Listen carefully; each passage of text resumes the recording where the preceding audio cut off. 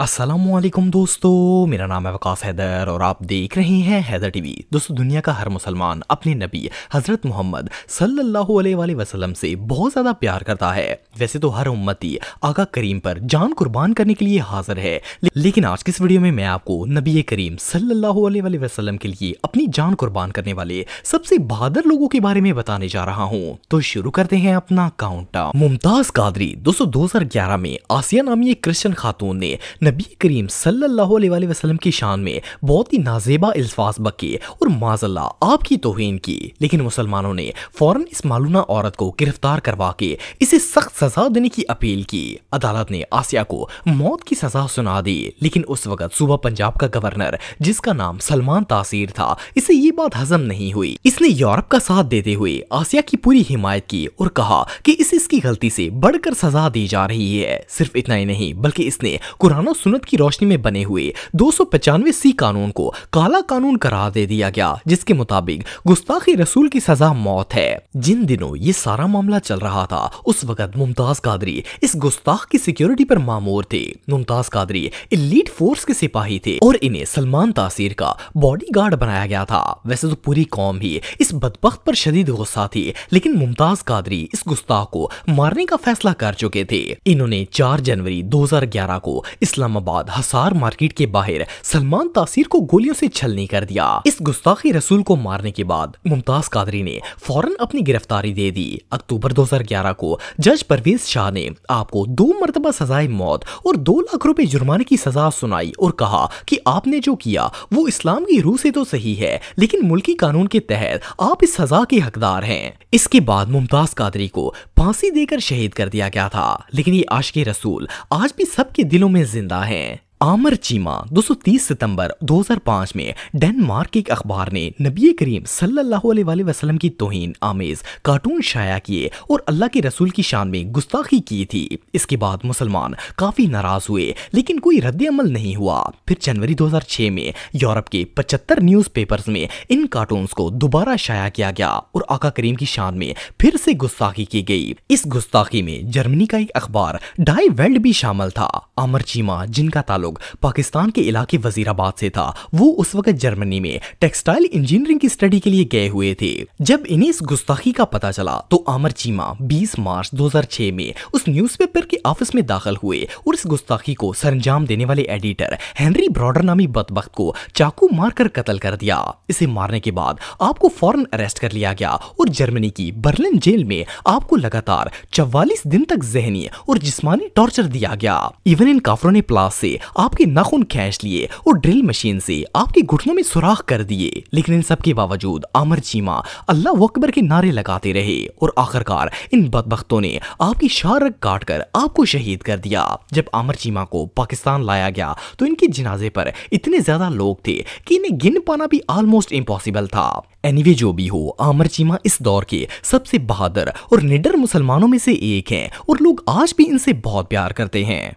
गाजी मुरीद हुसैन। दोस्तों, सन 1932 में हिंदुस्तान के इलाके उत्तर प्रदेश में एक हिंदू रहता था जिसका नाम राम गोपाल था। इस बदबख्त ने इस्लाम से नफरत का इजहार करते हुए रसूल अल्लाह सल्लल्लाहु अलैहि वसल्लम की शान में निहायत गुस्ताख अल्फाज यूज किए थे। वैसे तो हर मुसलमान इस पर गुस्सा था, लेकिन एक रात गाजी मुरीद हुसैन, जिनका ताल्लुक चकवाल से था, इनको ख्वाब में रसूल अल्लाह की जियारत हुई। आका करीम ने मुरीद हुसैन को बताया कि इस हिंदू ने इनकी शान में गुस्ताखी की है। गाजी मुरीद हुसैन ने जब ये सुना तो उस काफर को कत्ल करने की नियत से घर से निकल पड़े। उस दौर में इन्होंने हजारों मील का सफर पैदल चलकर तय किया और आखिरकार उत्तर प्रदेश पहुंच गए। गाजी मुरीद हुसैन ने उस काफर को तलाश किया और सबके सामने उसे कत्ल कर दिया। इसे मारने के जुर्म में इन्हें गिरफ्तार कर लिया गया और काल कोठड़ी में बंद कर दिया गया।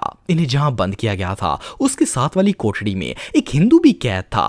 उसे रोजाना गाजी मुरीद हुसैन की तरफ से बेहद प्यारी खुशबू आती और बातों की आवाज भी सुनाई देती।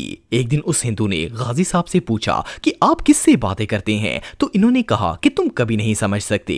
असल में आका करीम अपने इस गुलाम से मिलने के लिए तशरीफ लाते थे और गाजी साहब इनसे बातें करते थे। ये हिंदू इतना मुतासर हुआ कि इसने उसी वक्त इस्लाम कबूल कर लिया। अगस्त 1936 में गाजी मुरीद हुसैन को सजाए मौत देकर शहीद कर दिया गया था, लेकिन जब इन्हें कब्र के अंदर उतारा गया तो 11 दिन तक इनकी कब्र से शहद निकलता था। नामूस रिसालत की खातर अपनी जान कुर्बान करने वाले इस बहादुर को लोग आज भी याद करते हैं और इनसे मोहब्बत करते हैं। गाजी इल्मुद्दीन दोस्तों सन 1929 में लाहौर के अंदर राजपाल नाम का एक सहाफी था। इसने एक बुक शाया की थी जिसमें इसने माज़अल्लाह नबी पाक सल्लल्लाहु अलैहि वसल्लम की शान में निहायत गुस्ताखाना अल्फाज इस्तेमाल किए और नाउजुबिल्लाह आका करीम का मजाक उड़ाने की कोशिश की थी। इस बदबख्त की हरकत पर मुसलमान शदीद गुस्से में आ गए और अंग्रेजों से इसे सजाए मौत देने का मुतालबा किया, लेकिन इन्होंने इसे सिर्फ 6 माह की सजा सुनाई और फिर रिहा कर दिया। मुसलमानों ने इसके खिलाफ काफी जुलूस निकाले, लेकिन अंग्रेजों ने इसे पकड़ने की बजाय मुस्लिम लीडर्स को ही गिरफ्तार करना शुरू कर दिया। गाजी इल्मुद्दीन उस वक्त लाहौर के अंदर एक कारपेंटर का काम करते थे। इन्होंने जब देखा कि राजपाल ये हरकत करके खुले सांड की तरह आजाद घूम रहा है तो 29 मई 1929 को आप राजपाल की दुकान पर गए और इसे वहीं पर कत्ल कर दिया। इसे मारने के बाद आपको गिरफ्तार कर लिया गया, लेकिन आपने खुशदिली से अपना जुर्म कबूल कर लिया। इवन अदालत में आपका केस कायदे-ए-आज़म मोहम्मद अली जिन्ना ने लड़ा था, लेकिन कत्ल के जुर्म में आपको सजाए मौत सुना दी गई थी। सजाए मौत की खबर सुनने के बाद गाजी इल्मुद्दीन ने अल्लाह का शुक्र अदा किया और कहा कि नामूस रिसालत पर एक तो क्या मैं 1000 जानें भी कुर्बान करने के लिए तैयार हूँ। अक्टूबर 1929 में आपको फांसी देकर शहीद कर दिया गया। आपका जनाजा लाहौर की तारीख का सबसे बड़ा जनाजा था। यह जनाजा 8 किलोमीटर लंबा था और इसमें लाखों लोगों ने शिरकत की थी। इवन आपकी मैयत को इलामा इकबाल ने खुद अपने हाथों से लहद में उतारा था। इस्लाम का ये हीरो आज भी लोगों के दिलों में राज करता है। गाजी अब्दुल रशीद दोस्तों 1926 के दौर में बरसगीर के अंदर हिंदुओं का एक ग्रुप उठा और इसने इस्लाम और नामूस रिसालत सल्लल्लाहु अलैहि वसल्लम पर हमला करना शुरू कर दिया। इस ग्रुप का एक लीडर था जिसका नाम स्वामी सरहद आनंद था। इस बदबख्त इंसान ने रसूलुल्लाह की शान में बहुत ही गलत अल्फाज बके और नौजुबिल्लाह कुरान मजीद की भी तौहीन की। सिर्फ इतना ही नहीं बल्कि इस मनहूस ने सहाबा कराम, मुसलमान हुक्मरानों और मजहबी किताबों के खिलाफ गलत बातें लिखना शुरू कर दी। उस दौर में दिल्ली के अंदर एक राइटर थे जिनका नाम अब्दुल रशीद था। जब गाजी अब्दुल रशीद को इस बात का पता चला तो आपने एक गन ली और दिन दिहाड़े स्वामी आनंद के आश्रम में चले गए। जैसे ही आपने इस बदबख्त को देखा तो गन निकालकर उसमें मौजूद सारी गोलियां स्वामी आनंद पर फायर करके इसे कत्ल कर दिया। जब लोग वहां आए तो गाजी साहब गुस्से से इसे ठोकरें मार रहे थे। इसको मारने के बावजूद भी आप सीना तान कर वहां पर खड़े थे। जब इन्हें गिरफ्तार करके अदालत में पेश किया गया और इस कत्ल की वजह पूछी गई तो आपने फरमाया कि मेरे ख्वाब में हजरत इमाम हुसैन रजी अल्लाह तआला अन्हुमा आए थे और इन्होंने मुझे नामूस रिसालत के तहफ़्फ़ुज़ का हुक्म दिया, इसलिए इन्होंने सुबह होते ही उस बदबख्त को कत्ल कर दिया। खैर जज ने इन्हें फांसी की सजा सुना दी, लेकिन ये अपनी शहादत के लिए बिल्कुल तैयार थे। इवन गाजी साहब के आखिरी अल्फाज ये थे कि रसूलुल्लाह सल्लल्लाहु अलैहि वसल्लम का ये अदना गुलाम जान देने के लिए हाजिर है। 1930 के दौर में जब इनका जनाजा हुआ तो इसमें 1 लाख से ज्यादा अफराद शामिल थे। बहरहाल जो भी हो, ये इस उम्मत के सबसे बहादुर आशिक रसूल में से एक हैं।